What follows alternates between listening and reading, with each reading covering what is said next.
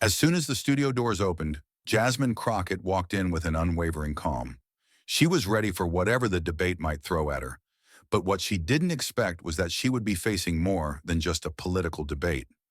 What she was about to walk into was a battle of wits, where every word, glance, and gesture would become a weapon in a war not just for ideas, but for respect and fairness.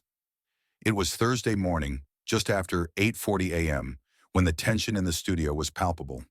The panel had been rolling for nearly 10 minutes, and Karoline Leavitt had been dominating the conversation, talking over the moderator, jumping from one question to the next like she was hosting a game show. She came in hot, condescending, and full of jabs, many of which were subtle, but some of them were downright pointed. Her goal was clear: to paint herself as the voice of reason while undermining everyone else at the table. Jasmine Crockett, on the other hand, sat there with composure, her lips pressed together and a pen in her hand. She wasn't fidgeting. She wasn't defensive. She was ready, calm, grounded, and unwavering. When it was her turn to respond, she didn't rush. She simply looked at the moderator and said, "Sure, but before I respond to her opinion, I think we should talk about the real reason she's so loud about mine." Caroline's mouth opened, but no words came out. Jasmine continued, unflinching. "It wasn't supposed to go public, but someone sent it to me. I didn't say anything before because I wanted to be sure it was real. And now that I am, well, I figured if we're going to have this conversation on live TV, let's have all of it." Caroline froze, staring at Jasmine as the room waited for a response. What followed was chaos. Caroline stood up briefly, then sat down again, her voice cracking. She was no longer in control of the situation. "You think you can smear me with some fake piece of paper?" she shouted, her words filled with panic. "You're trying to play the victim again." But Jasmine didn't flinch. "I'm not playing anything," she said coolly. "I'm just reading what your team wrote about people like me, and if that makes you uncomfortable, you should probably ask why it was written in the first place." The chaos in the room escalated, the moderator struggling to regain control. A producer quickly cut to commercial, but the damage was already done. The moment that would go viral, the 14 seconds of raw footage showing Caroline ripping off her mic and pacing, cursing under her breath, was already out there. By 10 a.m., the clip was everywhere. Twitter, Instagram, cable news, even morning radio in Cleveland. It wasn't just Caroline's meltdown that got attention.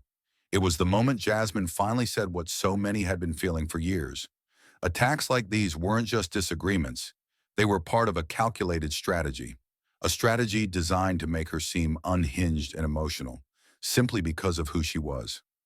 After the initial shock of Jasmine's reveal, the atmosphere in the studio shifted and the momentum had undeniably changed. Karoline Leavitt, who had come prepared for a lively debate, now found herself tangled in her own web of manipulative tactics. The memo which Jasmine had so calmly exposed wasn't just a strategic document. It was a revelation of the deliberate and calculated way in which women like Jasmine were targeted, not for their political stances, but for their tone, their perceived aggression, their very presence in spaces that were not meant for them. What was supposed to be another day of political sparring now felt like an entire system was under review, with Jasmine placing herself at the center of it, not with a bombastic outburst, but with a quiet, steely resolve. As Caroline stammered and faltered, trying to deflect the fallout, Jasmine remained unshaken. She knew this moment wasn't just about her. It was about something much larger. The truth, which had so long been suppressed under the guise of politeness and civility, was finally being exposed. Jasmine had seen the signs before. The whispers, the subtle jabs, the way her every action, whether it was speaking up, taking a stand, or even remaining silent, was always scrutinized more than her male counterparts. But this time, she wasn't backing down. She wasn't playing the game. She had decided long before stepping on that stage that she wasn't going to be baited into the trap they had set for her, and she wasn't going to let Caroline's carefully crafted narrative about being the calm, rational one go unchallenged. Just days before this televised showdown, Jasmine had been sitting in a small cafe in Des Moines, Iowa, with an old friend, Shelby Barnes, who had never been involved in politics but had a keen understanding of people and their motivations. "Caroline's not just poking at you, Jazz," Shelby had said, stirring her coffee slowly. "She's laying bait. She wants you to snap. That's the plan." Jasmine had nodded, understanding the game Caroline was playing, but knowing she couldn't afford to react in the way they expected. "She wants a show," Shelby had continued, her eyes sharp, "but I'm not giving her one."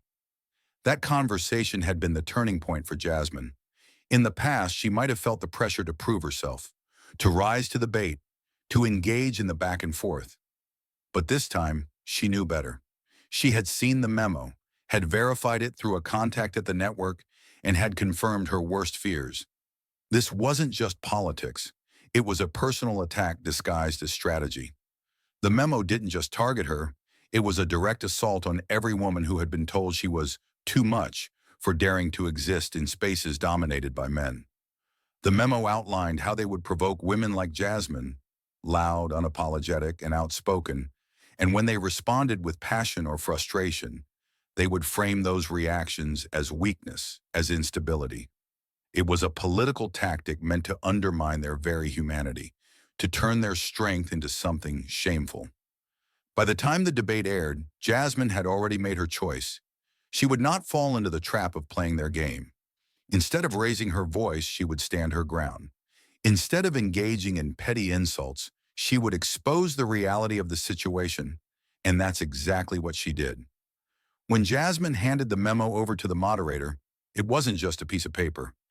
It was a mirror held up to a system that had long been comfortable in its manipulation of women. Caroline's immediate denial, her frantic attempts to regain control, only proved Jasmine's point. The truth was uncomfortable, and Caroline knew it. But Jasmine didn't need to argue. She didn't need to scream or lash out. She simply let the facts speak for themselves. And when the truth was finally out there, when the cameras kept rolling, it wasn't Caroline who was in control anymore. The narrative had shifted. Caroline's desperation, her attempt to deflect and smear Jasmine, had backfired. By 10 a.m., the clip of that moment, the calm, collected Jasmine exposing the truth without raising her voice, was everywhere. Social media exploded with reactions. People weren't just reacting to the chaos of Caroline's meltdown. They were reacting to the deeper message behind it. Jasmine had exposed a systemic issue, one that had been hidden for too long. A battle wasn't won through yelling or aggression. It was won through clarity, through revealing the truth with patience and poise. And in doing so, Jasmine had set a new precedent for how to handle attacks, not just politically, but personally. The real victory wasn't in the viral clip, but in what it represented, a stand for every person who had been silenced, dismissed, or manipulated into playing someone else's game. The aftermath of the debate wasn't just the viral clip of Karoline Leavitt's meltdown or the immediate media frenzy. It was what happened in the days that followed. Caroline's desperate attempt to discredit Jasmine Crockett had only succeeded in doing one thing: proving Jasmine's point. The leak of the internal memo, paired with Jasmine's unshaken response, had set off a chain reaction that rippled far beyond the confines of the studio.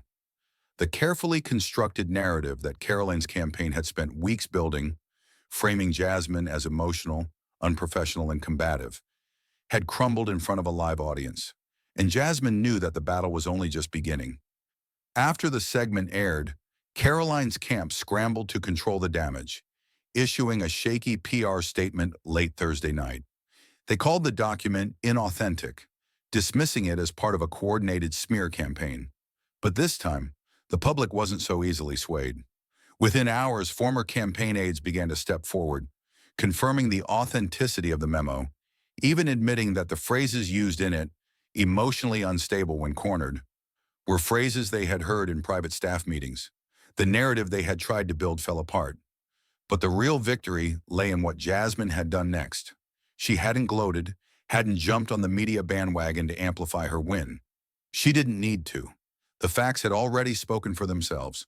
But the way she had handled the situation, the way she had exposed the strategy without raising her voice, without resorting to petty name-calling, had completely upended the expectations of what political confrontation should look like. Caroline had thought she was prepared for the panel. She thought her quick wit and practiced sound bites would carry her through. But she hadn't anticipated Jasmine's calm. She hadn't expected that Jasmine would come armed not with insults or accusations, but with undeniable evidence and the poise to back it up. Jasmine's response wasn't just about exposing a single piece of strategy. It was about showing how deeply entrenched these tactics were within political discourse. The memo wasn't a one-off. It was part of a larger playbook designed to silence and undermine people like Jasmine. Women of color, strong-willed and outspoken, who dared to occupy spaces of power that were not traditionally theirs. What Karoline had intended as an attack on Jasmine's credibility had turned into a reflection of a much larger systemic issue. This wasn't just about Karoline Leavitt's campaign, or even about Jasmine Crockett's response. This was about every person who had been told they were too loud, too emotional, too angry when they simply spoke up for themselves. Jasmine had exposed that, not with shouting, but with quiet, undeniable truth. The following days were filled with reactions from all corners of the political and social landscape. The viral video spread across Twitter, Instagram, and cable news, reaching an audience far beyond the initial broadcast. But it wasn't the footage of Karoline's frantic outbursts that people were talking about. It was Jasmine's composure, her ability to stand firm while the world around her crumbled. Commentators, legal analysts, and even casual viewers began to ask themselves why they had never seen political confrontations handled in this way before. Women like Jasmine, women of color, had always been expected to shrink, to either back down or raise their voices in anger when confronted with disrespect. But Jasmine had shown the world a different way. She didn't need to yell to be heard. She didn't need to play the game by anyone else's rules. She simply stated the facts, exposed the truth, and let the silence do the rest of the work. Karoline Leavitt's response, her accusations of manipulation and victim playing, only added fuel to the fire. The more she attempted to deflect, the more she proved Jasmine's point. She had played into the exact strategy outlined in the memo, and now she was struggling to get the narrative back under control. Meanwhile, Jasmine's calm defiance was drawing support from every corner, with people recognizing the patterns she had exposed, not just in Karoline's campaign, but in the way politics treated women of color in general. It was a pattern that had long gone unnoticed or been dismissed as a part of the game. But now, thanks to Jasmine, it was out in the open. The viral moment sparked a much-needed conversation about the politics of race, gender, and tone in the public sphere. People were starting to connect the dots. They saw how women of color were systematically targeted for speaking out, not because of their policies or their ideas, but because of how they were made to appear. Too emotional, too aggressive, too difficult. And for the first time, they were beginning to understand how these attacks weren't isolated incidents, but a broader political strategy meant to silence and discredit those who dared to challenge the status quo. Jasmine Crockett had turned the tables. What was supposed to be another day of political theater, with Karoline taking the lead in the scripted back and forth, had transformed into a moment of national reflection. Jasmine had shown the world that true strength didn't come from raising your voice. It came from standing your ground, speaking truth to power, and never letting anyone define you on their terms. The ripple effect of Jasmine's bold move was impossible to ignore. What had started as a calculated exposure of Karoline Leavitt's campaign strategy had transformed into a cultural moment, one that transcended the confines of political drama. As the days passed, the story didn't fade. It grew louder, reverberating through social media, news outlets, and dinner conversations across the country. Jasmine's handling of the situation had sparked something deeper than just a viral clip or a few heated debates. It had ignited a reckoning, a widespread recognition of the systemic tactics used to silence women of color in politics. And in that moment, Jasmine became not just a congresswoman standing up for herself, but a symbol for everyone who had ever been told to shrink, to remain silent, or to tone it down. While Karoline Leavitt's camp scrambled to deny the authenticity of the memo, Jasmine's message remained clear and unwavering. She wasn't seeking fame or headlines. She was seeking clarity and accountability. The viral clip of her calm, measured response to Karoline's frantic defense didn't just highlight a personal victory for Jasmine. It turned the spotlight on the larger, more insidious tactics of political manipulation. Karoline's attempt to deflect and smear Jasmine's integrity was met with the kind of resistance that was both unanticipated and unapologetic. This wasn't about a simple political disagreement anymore. It was about the ways in which power structures attempt to undermine and dismiss those who challenge them. Jasmine had shown the world that you didn't have to resort to rage to be effective. You didn't have to shout to make your voice heard. The truth, as it turned out, had a way of making itself known, even in the silence. Within hours of the broadcast, the hashtag number CROCKETTCALLEDIT began to trend. Twitter, Instagram, and cable news exploded with reactions. People were no longer just reacting to the chaos of Karoline's outburst. They were reflecting on the power of Jasmine's quiet defiance. Commentators, influencers, and even everyday citizens began to voice their support for Jasmine. Her message resonated with those who had long been silenced or dismissed for their tone, their gender, or their race. They saw themselves in Jasmine's poised resistance. They saw the power of standing firm in the face of provocation, not shrinking, not bending, but simply speaking the truth and letting it stand on its own. Jasmine had exposed more than just a political strategy. She had exposed a pattern. Her composure in the face of Karoline's frantic attempts to regain control revealed how deeply ingrained these tactics were in political discourse. Karoline's insistence on framing Jasmine as emotional and irrational wasn't just about one woman. It was about the larger strategy used to undermine the legitimacy of women in politics, especially women of color. The more Karoline tried to defend herself, the more she revealed her own insecurities and the flaws in her approach. The more Jasmine remained calm, the more it became clear to the public that the real issue wasn't about personal attacks. It was about the system itself. As Jasmine's name continued to trend, and more people came forward to support her, the conversation shifted. The viral moment had done more than just expose a single campaign strategy. It had ignited a larger conversation about race, gender, and tone in politics. People started to connect the dots between the personal attacks that Jasmine had faced and the broader systemic issue that had long been ignored or dismissed as part of the game. But Jasmine had shown them a different way to play. The fallout from the debate wasn't just a momentary shift. It marked the beginning of a much larger movement, one that Jasmine Crockett had never expected, but knew in her heart was necessary. By the time the media buzz began to die down, the questions had only begun.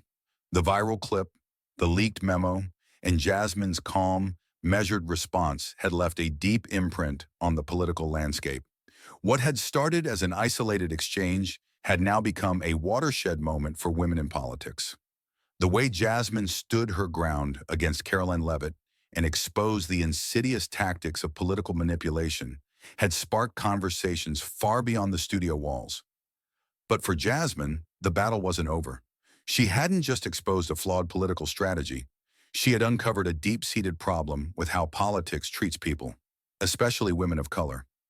The aftermath of the viral moment forced the conversation to evolve into something more significant.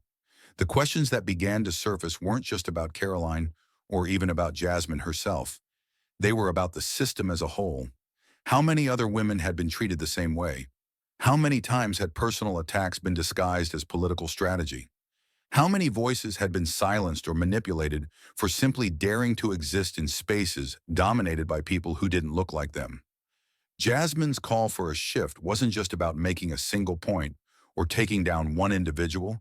It was about building momentum for something greater, a movement where voices like hers could no longer be dismissed. The day after the segment aired, Jasmine's team received messages from all over the country. Teachers, students, activists, and everyday people, thanking her for showing them that speaking truth didn't require theatrics or violence. It required honesty, integrity, and the courage to stay true to your principles even when the world was pushing you to conform. Meanwhile, Karoline Leavitt's response was telling. After her initial deflection and denial, she had gone into hiding. There were no public statements, no interviews, no attempts to reclaim control of the narrative. The silence from her camp spoke volumes. When she did resurface, it was only to issue a weak, pre-recorded apology. But by that point, it didn't matter. The damage had been done, and the truth had already taken root. Jasmine Crockett, however, didn't bask in her moment of public vindication. She didn't gloat, nor did she engage in the typical post-viral media blitz. Instead, she focused on the work that still needed to be done. She knew that the moment wouldn't last forever, but the movement it sparked could.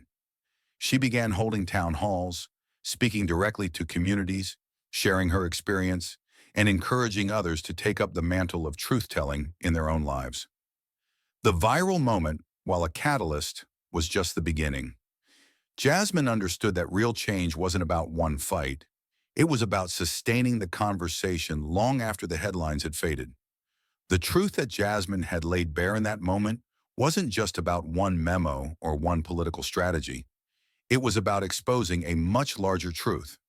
That power, particularly when wielded by those who have long been in control, seeks to maintain itself by silencing voices that challenge it. But Jasmine's voice couldn't be silenced. Not in that moment, not ever. She stood as a testament to what it means to resist, not with rage, but with clarity.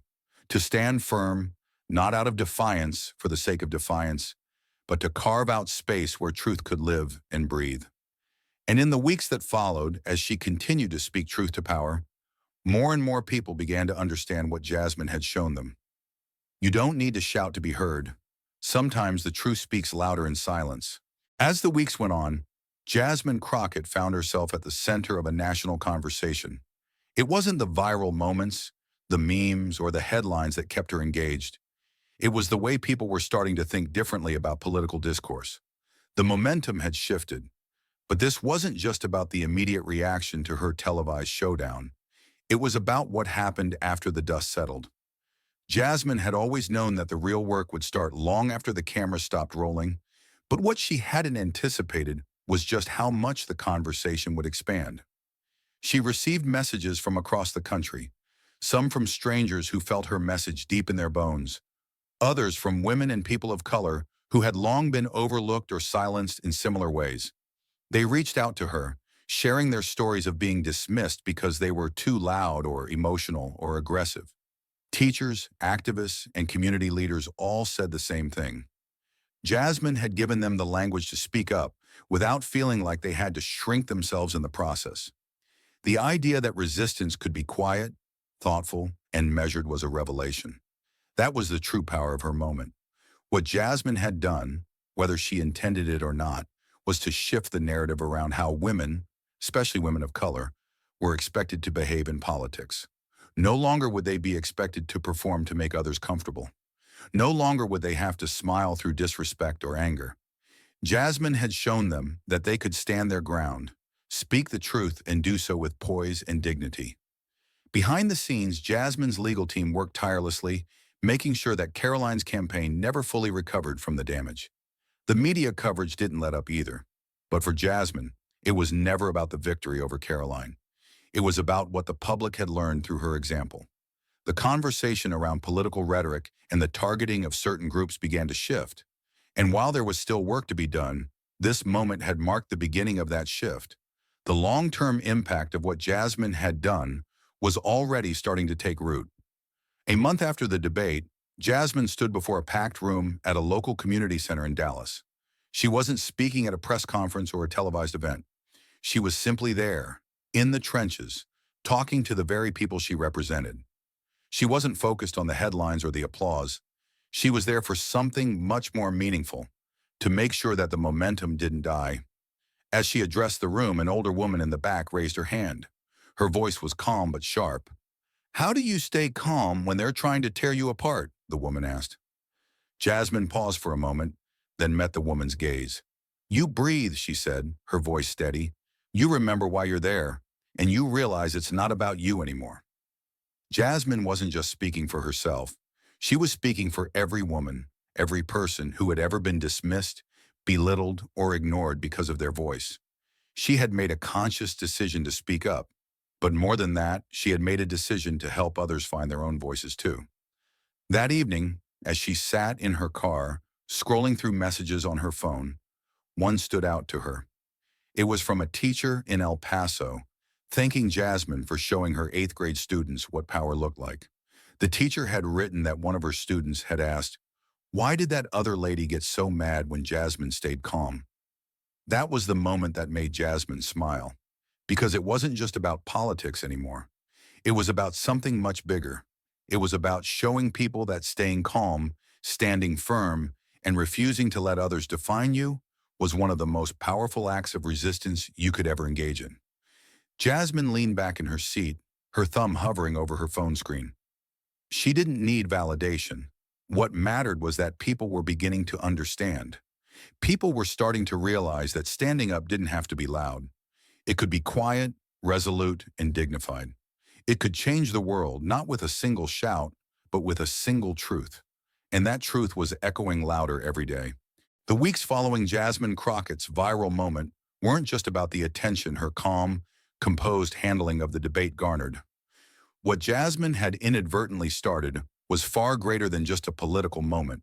The reverberations of her poise and clarity began to spread, transforming a single exchange into a cultural shift.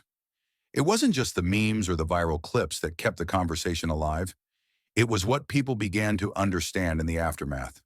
Jasmine had shown the world that standing up for yourself didn't have to mean yelling, that you didn't need to get baited into playing by the manipulative rules of those who wanted to silence you. What she did on that stage was a revelation. Resistance could be measured, thoughtful, and unapologetically calm. Over the following days, Jasmine's inbox was flooded. Messages came from across the country, teachers, students, activists, even everyday people, thanking her for showing them that they could stay calm and stand firm when provoked. For so many of them, her response was a reminder of what it meant to be heard without raising your voice. This wasn't just about politics. It was about creating space for people to speak their truth without fear of being labeled too emotional, too aggressive, or too much. Women, particularly women of color, had long been told to tone it down, to make themselves smaller in order to fit into a mold created by a system that wasn't designed for them. Jasmine had shattered that mold. The viral moment wasn't just about her. It became about every person who had been told to shrink. It was a lesson for those who had been dismissed simply because they had the audacity to be unapologetically themselves. Jasmine's decision to not gloat, to not ride the wave of her viral success, was perhaps the most telling part of the story. While the media frenzy continued, she knew that her victory wasn't in the headlines, the views, or even the viral hashtags. It was in the shift that was happening in the public consciousness.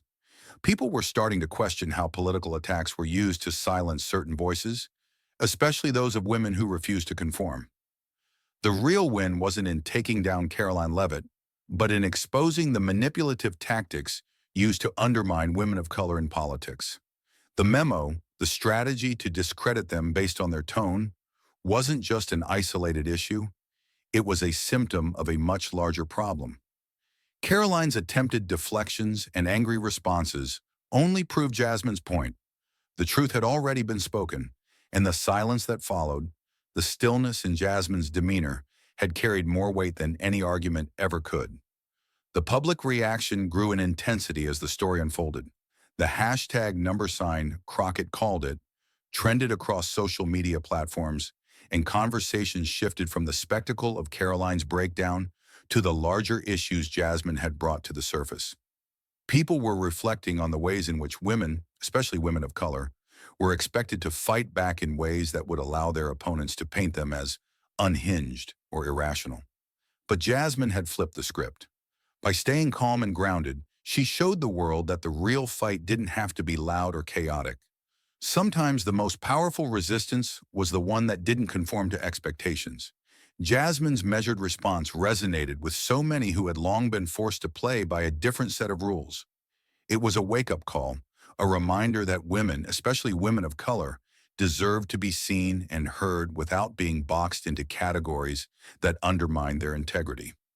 Behind the scenes, Karoline's camp worked to contain the damage. Her PR statement, calling the memo inauthentic, did little to quell the growing backlash. But the damage was already done. Former campaign aides began to confirm the authenticity of the memo, admitting that they had heard the phrases used in it during staff meetings. What Jasmine had exposed was more than just one campaign's attempt to discredit her. It was the strategy behind it, a playbook that had been used repeatedly against those who refused to stay silent. As Karoline retreated from the public eye trying to regroup, Jasmine remained focused on the work that lay ahead. This wasn't just about a single victory. It was about creating a movement, one where voices like hers could no longer be ignored. Jasmine's words resonated deeply with people from all walks of life. She began holding town halls and talking to everyday Americans, teachers, workers, activists, who all shared one common experience: the challenge of being silenced for speaking out. At a local community center in Dallas, one elderly woman asked Jasmine how she managed to stay calm while being attacked. Jasmine's response was simple but profound. You breathe. You remember why you're there, and you realize it's not about you anymore. It wasn't about her fight. It was about the fight for everyone who had ever been dismissed. Jasmine had shown that real strength didn't come from aggression. It came from clarity, from staying grounded in your truth no matter the noise around you. And as the country continued to watch, Jasmine Crockett's message was clear.